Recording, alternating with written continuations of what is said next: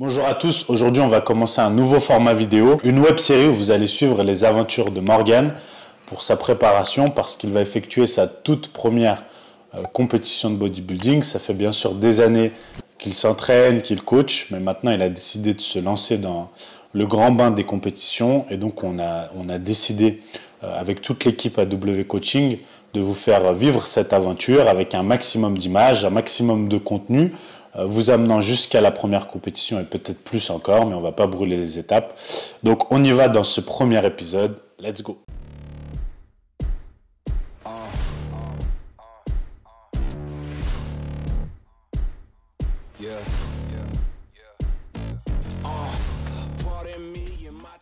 Pour ceux qui ne connaissent pas Morgan, déjà ça veut dire que vous ne suivez pas depuis longtemps, donc c'est pas très bien. Pensez à vous abonner pour voir tous les prochains contenus. Morgan, qui c'est? C'est un peu mon bras droit et mon bras gauche. C'est un coach à AW Coaching. Pour le coup, il n'y a pas vraiment de hiérarchie dans le coaching. Maintenant, il a pratiquement le même niveau en termes de connaissances que moi, un meilleur niveau en termes de pratiquant que moi actuellement, comme vous pouvez le voir.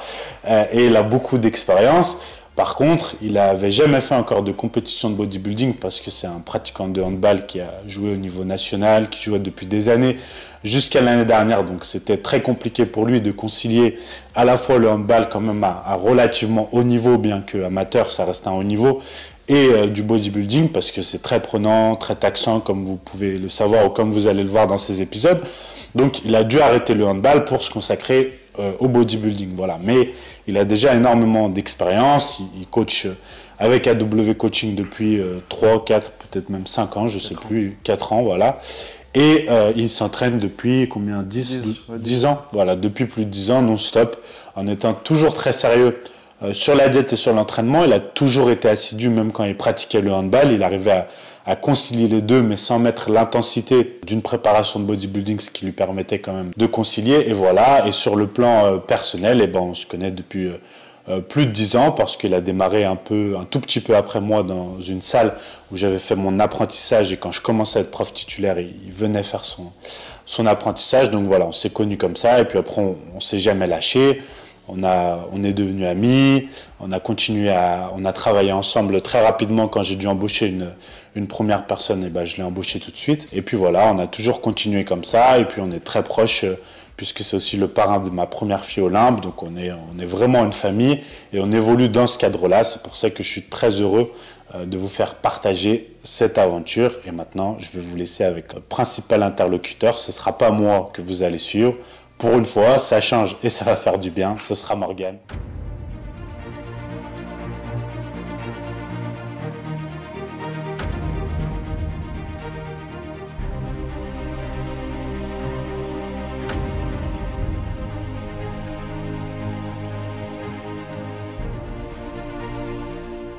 Premier épisode de cette web série sur ma compétition, vivre un peu l'aventure ensemble. Donc ça va être découpé en plusieurs vidéos. La première, là, elle va porter plus sur la diététique, donc ce que je mange dans une journée, ce que je mange en ce moment. Au fur et à mesure qu'on avance vers la compétition, qui, je rappelle, est le 1er avril. Donc là, actuellement, on est à 11 semaines de la compétition. Donc il y aura d'autres vidéos. On va se porter sur la diète, sur ce que je mange dans une journée en ce moment. Après, je vais vous montrer un peu plus d'entraînement qu'on va atteindre un peu le mois de février, début mars, pour voir ce que je fais en salle. Je vais vous montrer du posing, des compléments alimentaires, ma vie en général pour une préparation de bodybuilding et avancer petit à petit jusqu'à l'échéance finale. Comme Anthony l'a dit plus tôt, je faisais du hand pendant très longtemps, de mes 8 ans jusqu'à mes 26 ans et demi, et je faisais aussi la musculation en même temps. Donc j'ai décidé d'arrêter le handball pour me lancer dans le bodybuilding. Pour moi, tout simplement la finalité de mon travail, de ma vie. Je me suis toujours entraîné depuis 17 ans en musculation.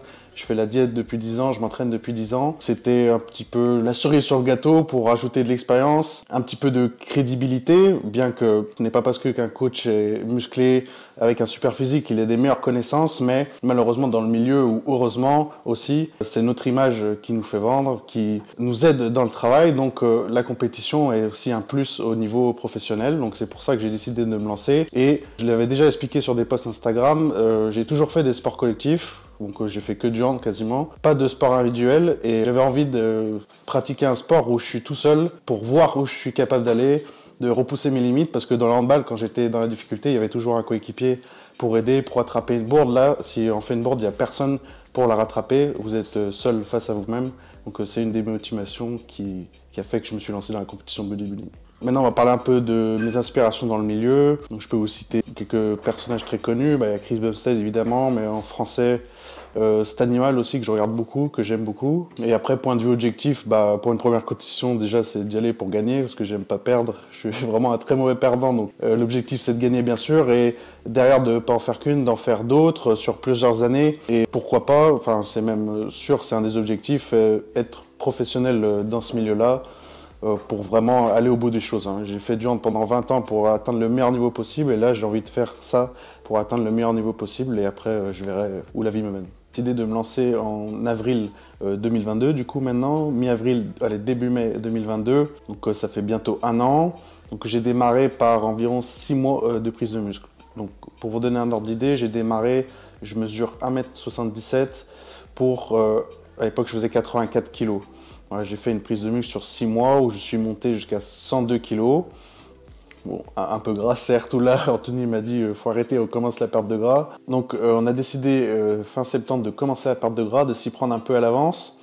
Je vais vous expliquer la stratégie, bien que ma compétition était le 1er avril, donc ça fait beaucoup de temps de régime.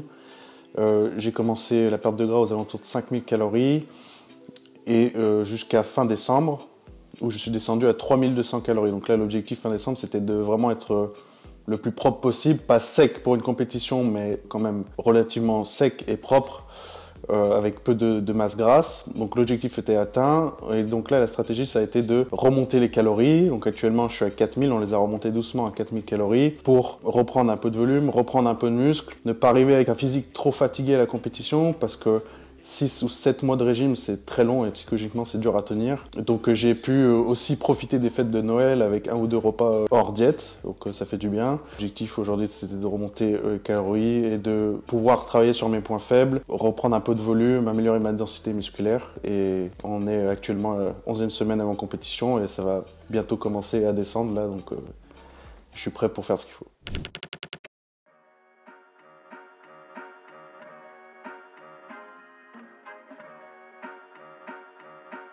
Alors attends. Je mange des pâtes de riz ou des pommes de terre.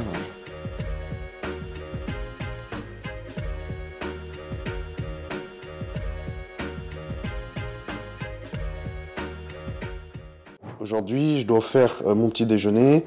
Donc c'est une crêpe. Donc je vais utiliser de la farine d'avoine, goût chocolat noisette, des œufs. J'en mange 5 ici. Du chocolat noir, de la banane. Après, moi, je vais aromatiser avec de la cannelle et un peu de fleur d'oranger pour donner encore un peu plus de goût. Donc n'hésitez pas à utiliser des épices, des aromates, des fleurs d'oranger, de la vanille pour donner du goût à votre petit déjeuner, vos crêpes si vous en faites aussi. Donc c'est parti, let's go, on va commencer la préparation. On va mettre 70 g de farine.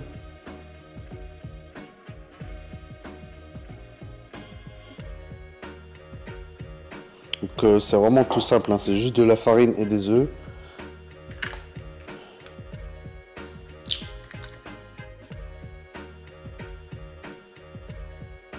Je fais ça à l'ancienne, j'ai pas de blender.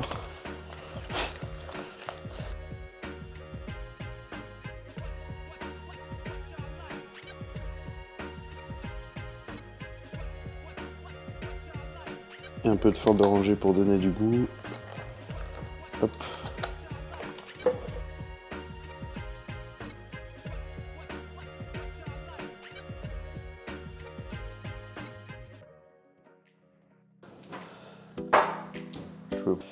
Là, ce que je fais, c'est que moi je rajoute ma banane pendant la cuisson, où je coupe un petit morceau dessus.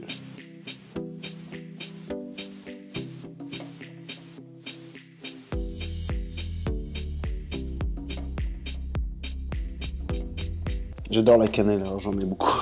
La vraie préparation, comme je dis, va commencer à partir de la 9e semaine, où là, on va commencer à descendre les calories, mettre plus de cardio, des entraînements plus intensifs. Donc il n'y a plus qu'à let's go.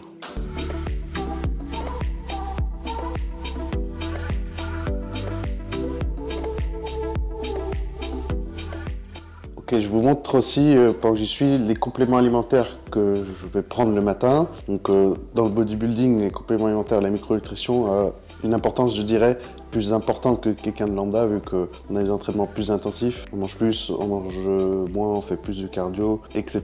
Il y a beaucoup plus de données à prendre en compte. Donc, un des premiers que je prends toute l'année, de toute manière, c'est Oméga 3. J'en prends 8 par jour. Donc ça peut faire une grosse dose, mais je fais assez régulièrement des prises de sang et j'ai vu que mon LDL était un petit peu haut. Le LDL, c'est le mauvais cholestérol, donc j'essaye de le faire baisser.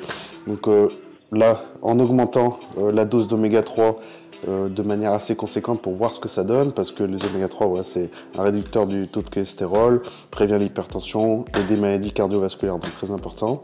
La vitamine C, donc, qui est un antioxydant naturel assez puissant, que je prends également toute l'année. La vitamine D, donc puissant booster et protecteur du système immunitaire.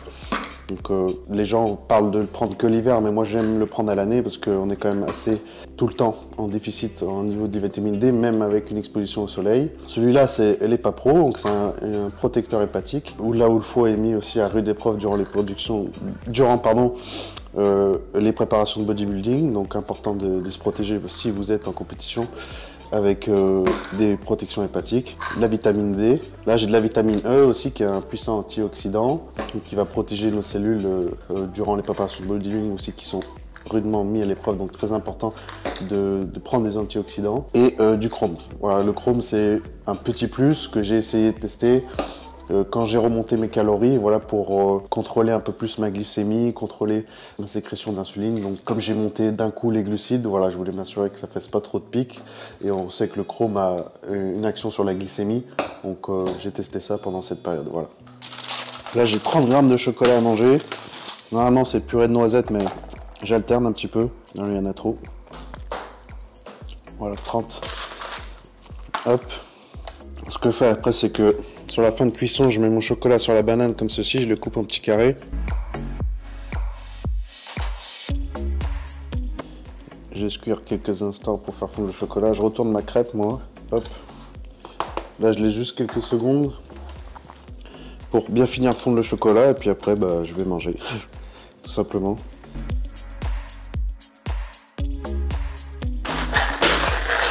Je prends 4 oméga 3 le matin et je vais en prendre 4 le soir. Je prends 500 mg de vitamine C, donc une gélule. Vitamine D, je prends une gélule aussi. EPA Pro, là, j'en prends 2 le matin et j'en reprends une le soir en général. Vitamine B, une seule aussi. Vitamine E, une aussi. Hop. Et un chrome le matin à jeun. Parfait.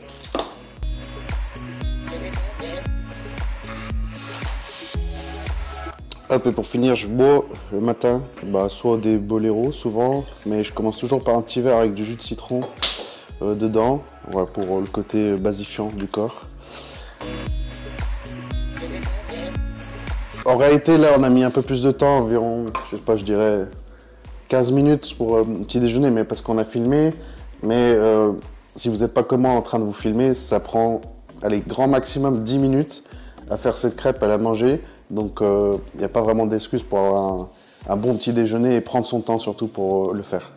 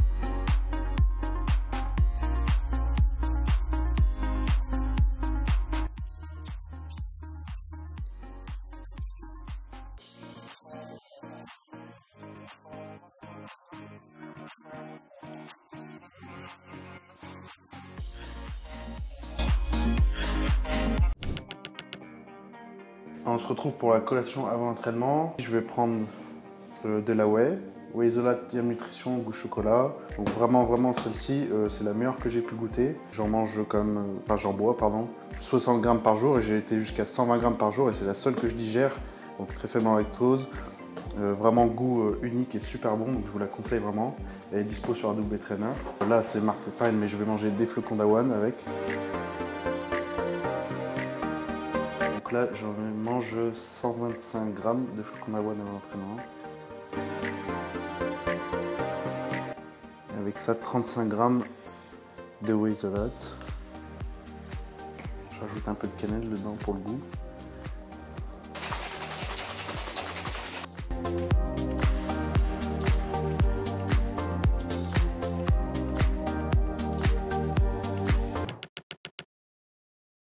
Je prépare l'intra-training, donc pendant l'entraînement je prends de la maltodextrine. C'est un glucide qui se digère hyper rapidement. C'est pour garder un bon niveau d'énergie, une bonne congestion, garder de la force. Donc là j'en mets 40 grammes.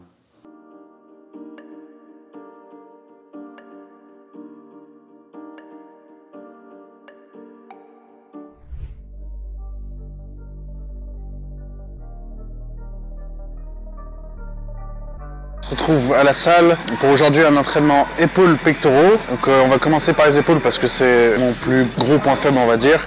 On va commencer élévation latérale à la machine. Après je vais faire élévation latérale à la poulie, DEP incliné à la machine hammer, DEP couché halter, DEP décliné à la 6 machine, vis-à-vis poulie haute. Et ensuite abdos pour finir, et ce sera la fin de la séance. Et en fin de séance, les jours de haut du corps, je fais 30 minutes d'escalier pour commencer à activer un petit peu la perte de gras sur les fessiers.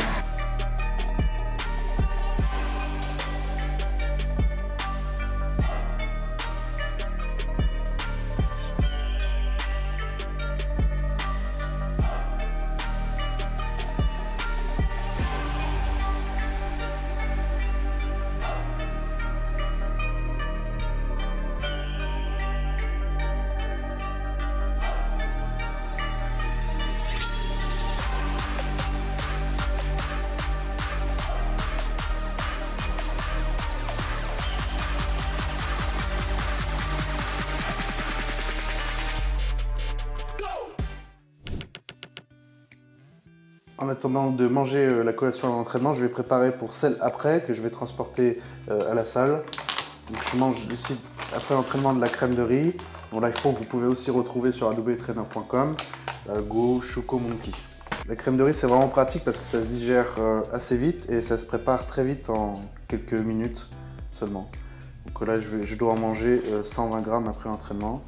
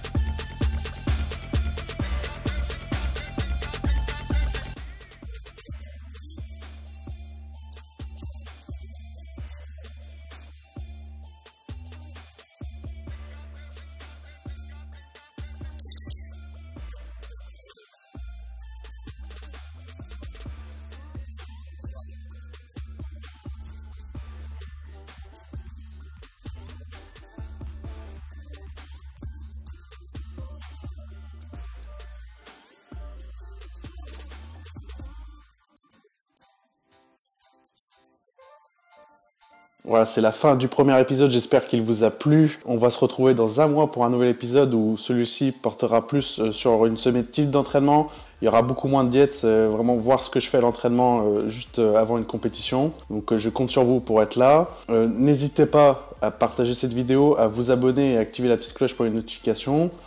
N'hésitez pas aussi à vous abonner à mon Instagram qui sera en description. Et j'espère vous retrouver nombreux sur la prochaine vidéo. Commentez, partagez-la et n'hésitez pas à dire en commentaire aussi ce que vous voulez voir dans la prochaine vidéo et ce que vous aimeriez voir dans ma préparation. À très bientôt.